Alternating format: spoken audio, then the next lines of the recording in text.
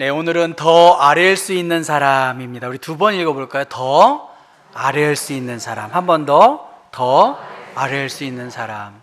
창세기 17장은 할례에 대한 부분입니다. 다른 건 다 잊어먹더라도 나의 나답지 않은 것을 잘라내는 거, 그리스도인답지 않은 것들을 잘라내는 거, 그것을 기억하시면 좋겠습니다. 창세기 18장은 두 가지 이야기입니다. 아브라함이 아들을 약속받는 내용, 그리고 아브라함이 소돔을 위해서 비는 그 내용입니다.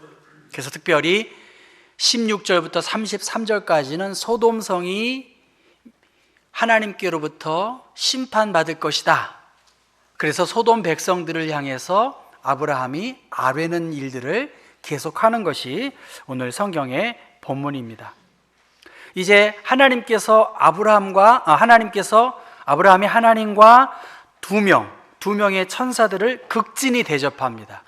극진히 대접하고 하나님께서 아브라함에게 내년 이맘때에 아들을 줄 것이다라고 구체적으로 이제 아브라함에게 약속을 주시고요.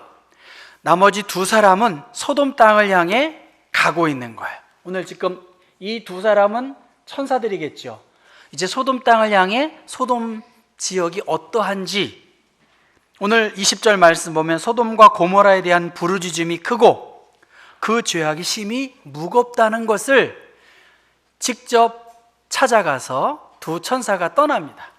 두 천사가 떠나고 아브라함은 하나님께, 하나님, 그곳에는 롯을 비롯한 사람들이 살 텐데 그 땅에 재앙이 임하지 않게 하기를 간절히 요청한 것입니다.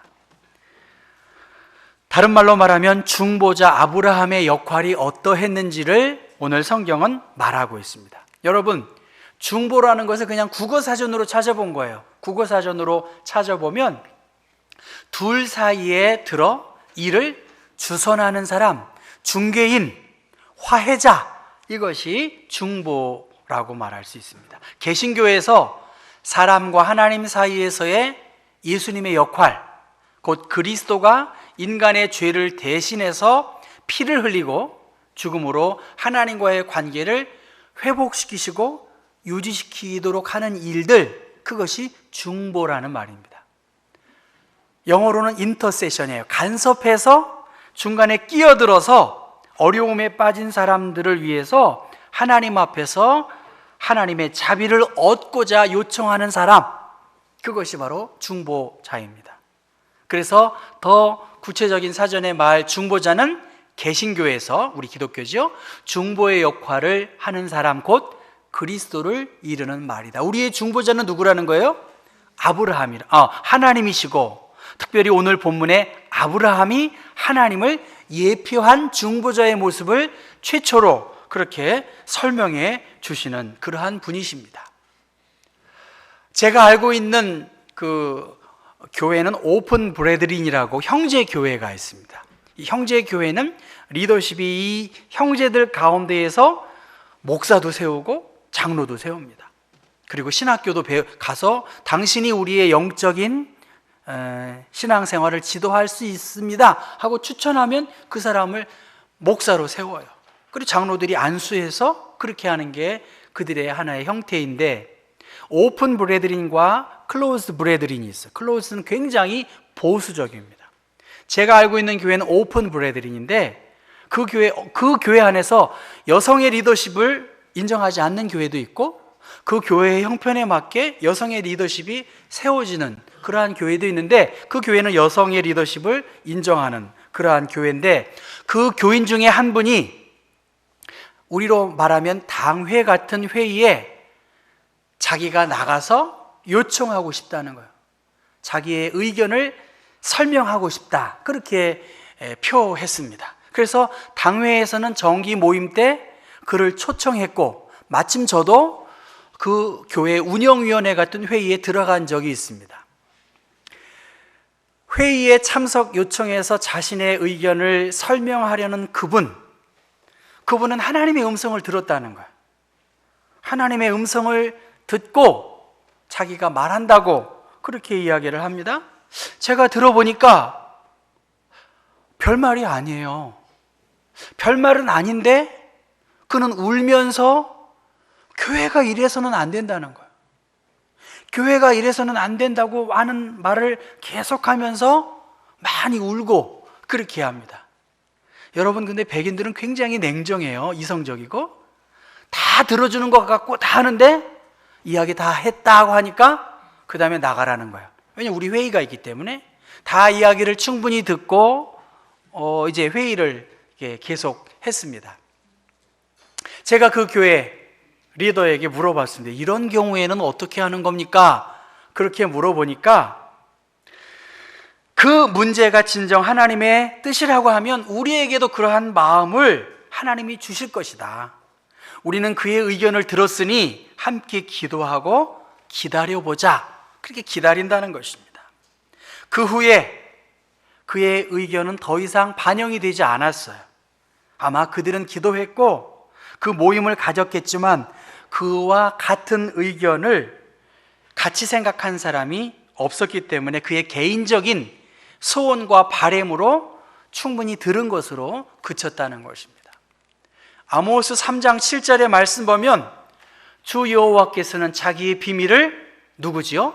그 종 선지자들에게 보이지 아니하시고는 결코 행하심이 없으시리라. 하나님은 하나님의 뜻을 선지자들에게 보여주시지 않고서는 그냥 아무런 경고의 사인 없이 말하지 않는다는 것입니다. 한번 시편 25편 같이 한번 읽어볼까요? 여호와의 친밀하심이 그를 경외하는 자들에게 있으며 그의 언약을 그들에게 보이시리라. 한 명에게만 보이지 않았다는 거예요. 한 명에게. 하나님은 지금 아브라함과의 대화의 시간을 갖고 하나님의 뜻을 아브라함에게 보여주셨고, 아브라함은 그러한 일이 이루어지지 않기를 바랍니다라고 하는 대화가 오고 가고 있는 거예요. 중보라고 하는 건 뭐예요?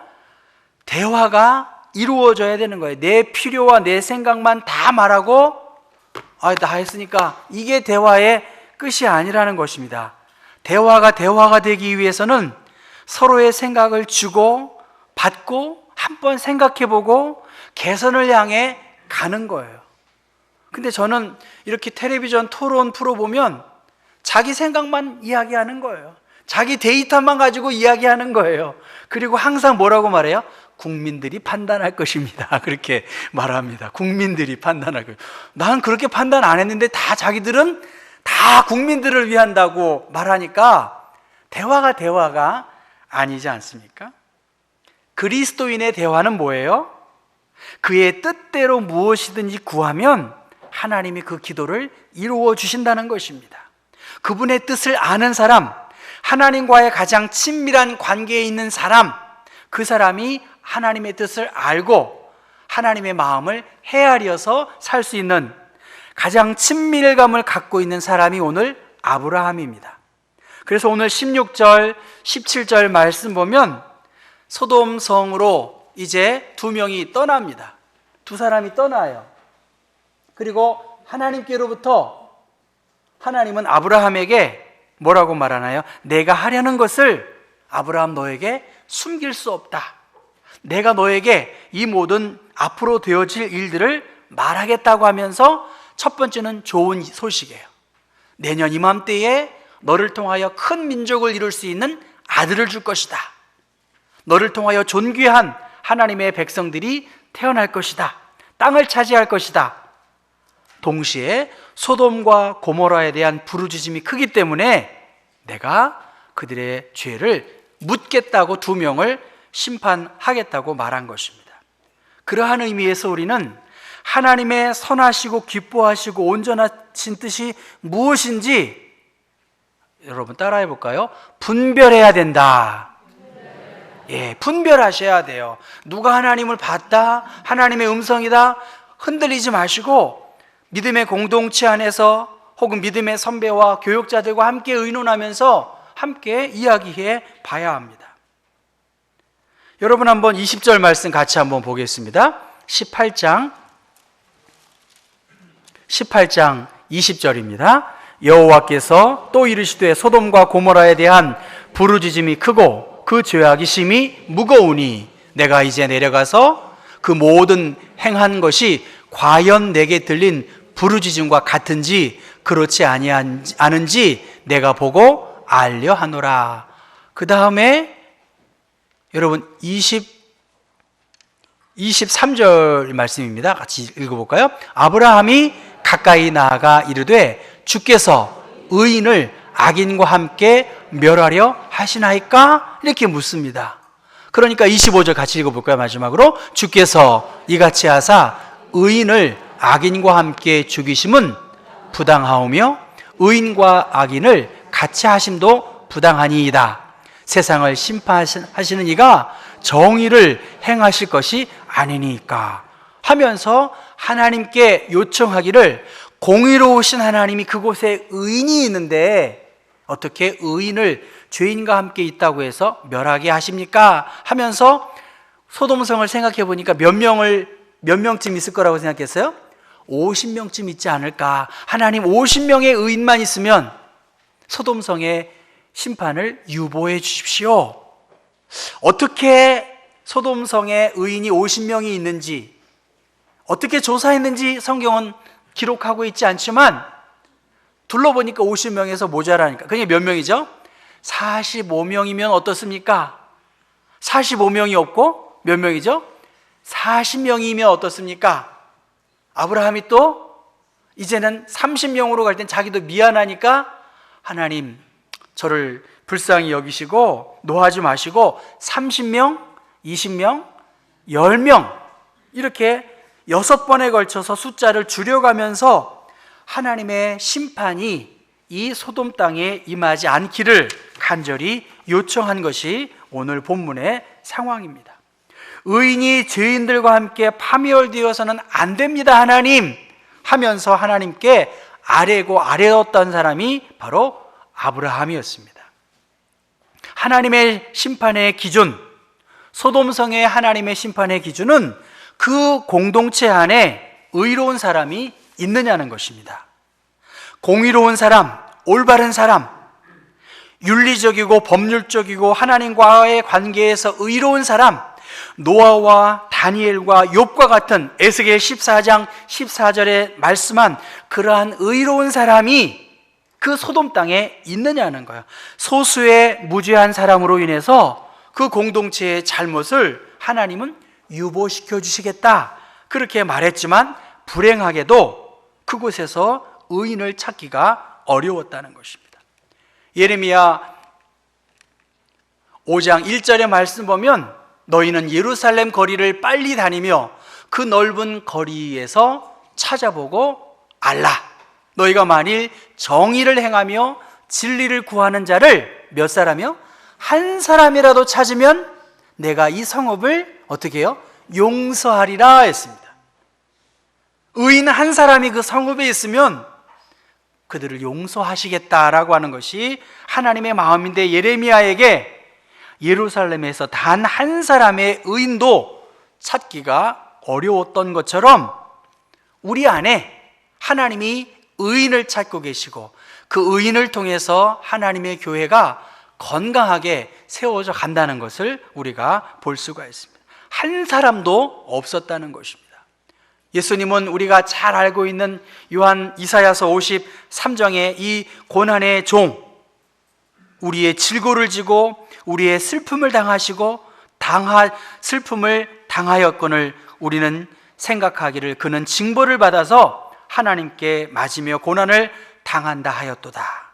예수 그리스도의 찔림은 우리의 허물 때문이고 예수님의 상함은 우리의 죄악 때문이다. 그가 징계를 받음으로 우리는 평화를 누리고 그가 채찍에 맞음으로 우리가 나음을 얻었다. 중보자이신 예수 그리스도 그분의 고난 당하심으로 우리가 하나님의 자녀가 되었고 하늘의 기쁨을 누릴 수 있는 예수 그리스도가 우리의 중보자이시고 이 십자가의 사건을 통해서 예수의 사랑을 받은 우리들은 아브라함과 같이 중보자의 삶을 살아야 할 사명과 기회를 하나님이 우리에게 주셨다는 것입니다. 어느 농부가 소를 키웠는데 그 소가 송아지를 낳았어요. 추운 겨울입니다. 그 송아지를 본 목사님이 저 송아지가 죽지는 않을까? 좀 따뜻한 곳에 데리고 가야 되는 거 아닌가? 그렇게 생각했는데 농부가 하는 말이, 어미의 젖을 먹은 송아지는 어떤 어려움도 어떤 추위도 견딜 수 있는 그 면역력을 본능적으로 갖고 있기 때문에 너무 따뜻하게 약하게 키우면 소가 죽고, 그렇기 때문에 추워도 이 견딜 수 있는 힘을 얻을 수 있다라고 그 농부가 말했다고 말합니다. 우리 모두는 하나님의 사랑을 받은 사람이에요. 하나님의 은혜를, 처음 사랑을 간직한 자인데, 이 사랑을 나누고 함께 할 때 하나님께서는 우리를 통해서 강력한 그리스도인들로 세워지시리라고 믿기 때문에 우리 모두가 이러한 역할을 감당해야 돼요. 여러분, 우리 경복교회가 어느 동네에 위치해 있나요? 신교동입니다. 신교동. 어디입니까? 푸르메 재단 앞에, 여러분 보세요. 눈을 뜨세요. 네. 신교동, 우리가 알고 있듯이 개천이 흐르고 있지 않습니까? 개천이 흐르고 있는데, 이 궁정동과 이 파출소, 이 소방소 사이에 무엇을 놓는 거예요? 다리를 놓는 거예요. 신교 아닙니까? 신교. 개신교입니까? 새 신자에 뭐죠? 다리교자입니다. 저쪽 옥인교회 건너편에 어느 교회가 있어요? 자교옥교회가 있고, 저쪽 정부종합청사 뒤쪽에 무슨 교회가 있어요? 종교. 무슨 교자예요? 다? 다리교자입니다. 다리교. 저는 경복교회를 신교교회라고 해야 되는 거 아닌가? 새로운 다리를 놓는다는 거예요. 대로 우리 교회는 어떤 역할을 해야 돼요?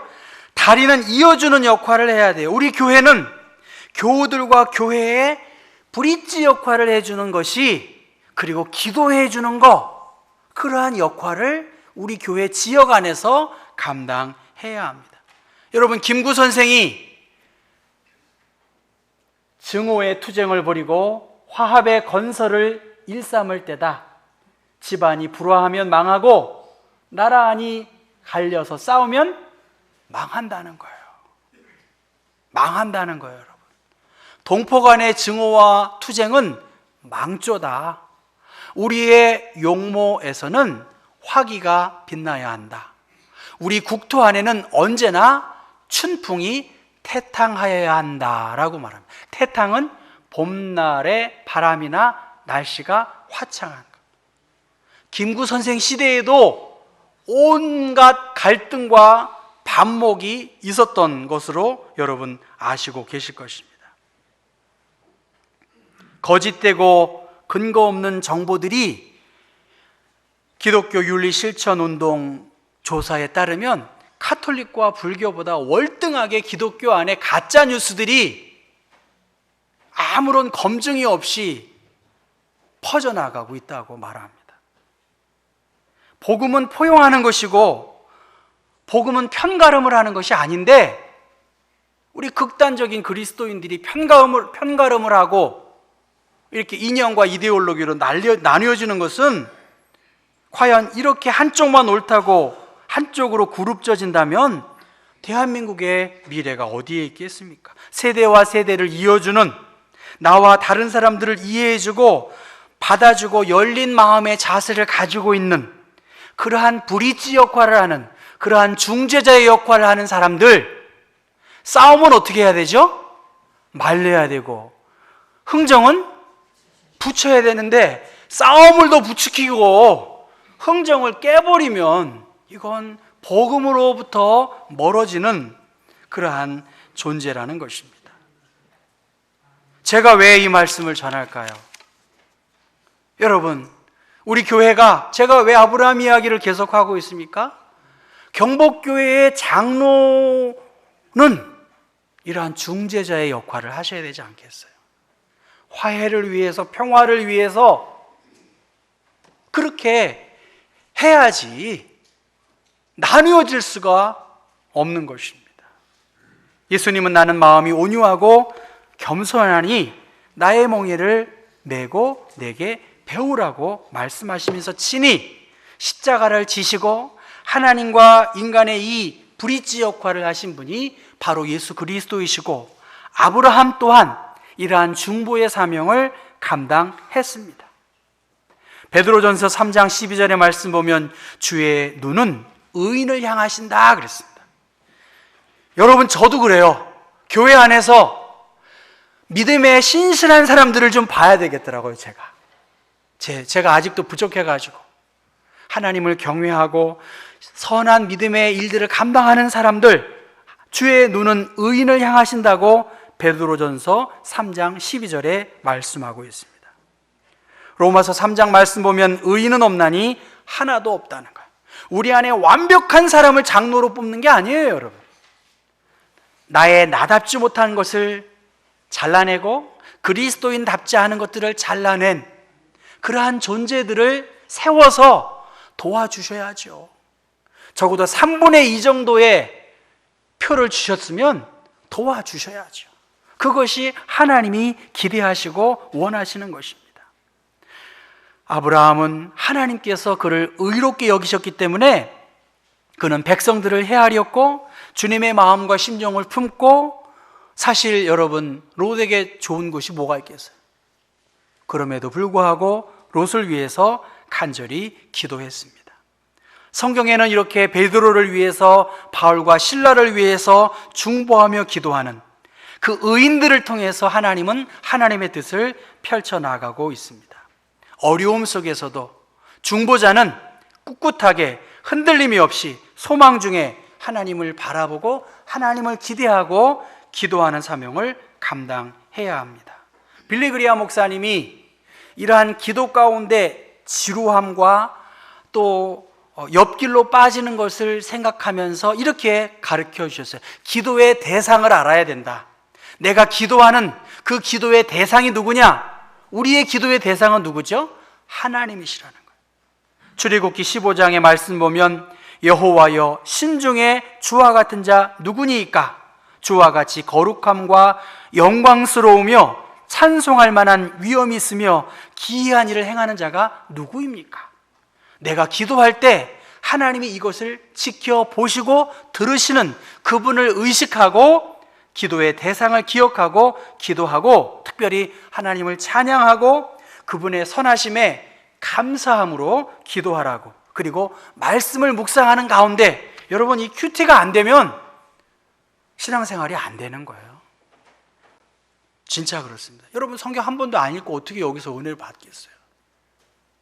성경을 읽으시고 그것이 내 생각이 아니라 하나님의 계시의 말씀을 묵상하면서 하나님의 뜻을 헤아리면 내가 기도하는 그 기도가 주문이 아니고 하나님의 뜻이고 약속의 언약을 붙잡고 기도하는 것입니다.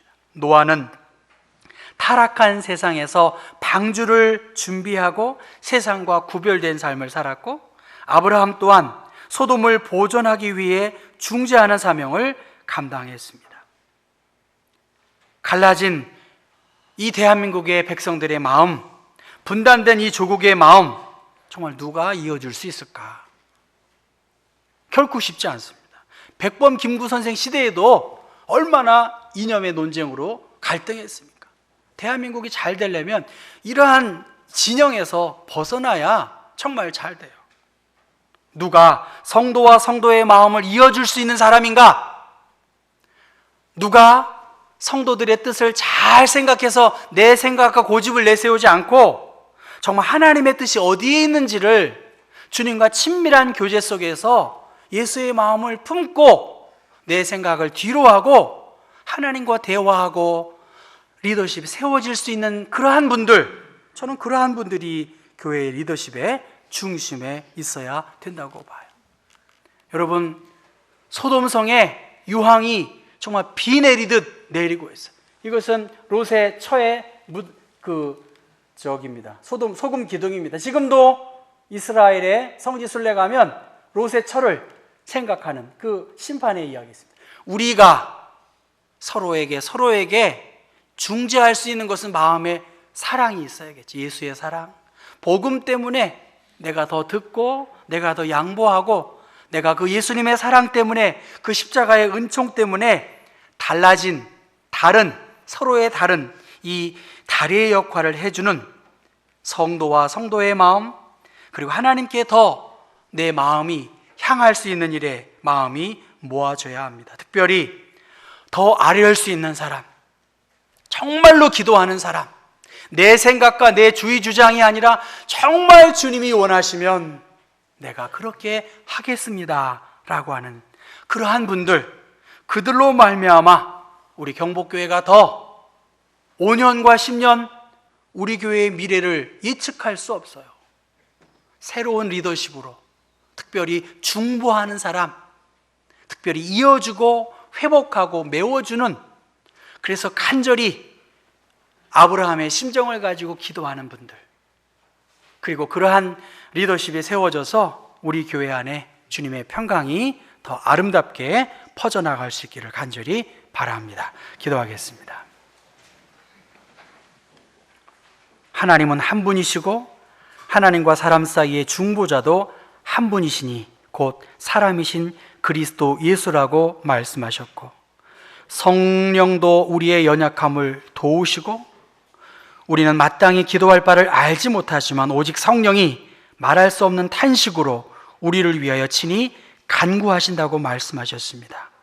우리를 위하여 간구하시는 주님, 지금 이 시대는 정말 하나님의 아들들이 나타나는 신실한 의인들, 중보자들이 우리 공동체 안에 세워지고 이 나라를 이끌어갈 지도자들이 많이 나와야 할 중요한 때입니다. 하나님께서 우리 모두에게 지혜를 주시고 분별력을 주시어서 주님의 마음에 합한 평화를 위하여, 화해를 위하여 일할 수 있는 신실한 하나님의 일꾼들을 뽑게 해주시고, 결과에 대하여 순복하며 하나님의 계획하심들이 이 일들을 통해서 이렇게 나타났다, 이렇게 진행되고 있음을 함께 믿음으로 고백하고 받아들이는 그러한 귀한 시간 되게 도와주옵소서. 예수 그리스도의 이름 받들어 기도합니다. 아멘. 함께 일어나셔서 363장을 찬송하면서